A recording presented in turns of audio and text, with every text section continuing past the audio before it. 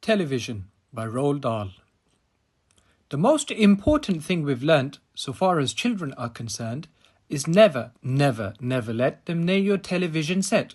Or better still, just don't install the idiotic thing at all. In almost every house we've been, we've watched them gaping at the screen. They'll loll and slop and lounge about and stare until their eyes pop out.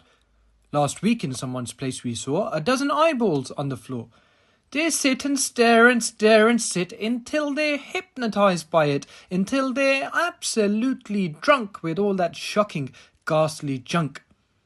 Oh, yes, we know it keeps them still. They don't climb out the window sill. They never fight or kick or punch. They leave you free to cook the lunch and wash the dishes in the sink. But did you ever stop to think, to wonder just exactly what this does to your beloved tot?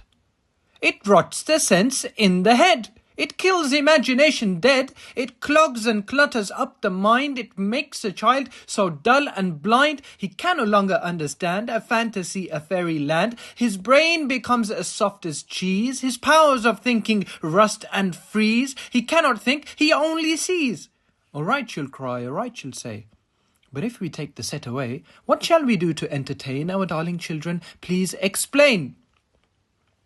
We'll answer this by asking you what use the darling wants to do, how used they keep themselves contented before this monster was invented.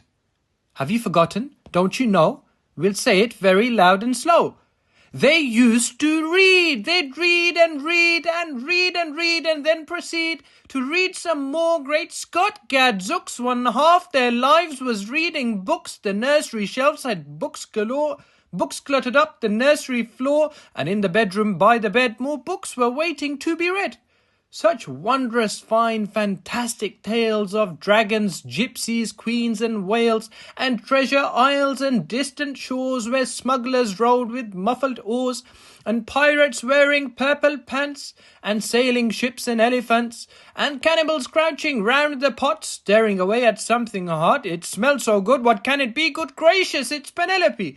The younger ones had Beatrix Potter with Mr. Todd, the dirty rotter, and Squirrel Nutkin, Pigling Bland, and Mrs. Tiggy Winkle, and just how the camel got his hump, and how the monkey lost his rump, and Mr. Toad, and bless my soul, there's Mr. Rat and Mr. Mole. Oh, books, what books they used to know, those children living long ago. So please, oh please, we beg, we pray, go throw your TV set away, and in its place you can install a lovely bookshelf on the wall, then fill the shelves with lots of books.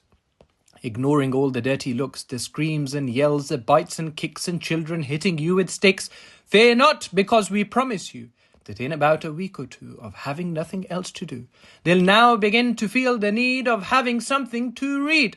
And once they start, oh boy, you watch the slowly growing joy that fills their hearts. They'll grow so keen, they'll wonder what they'd ever seen in that ridiculous machine, that nauseating, foul, unclean, repulsive television screen. And later each and every kid will love you more for what you did.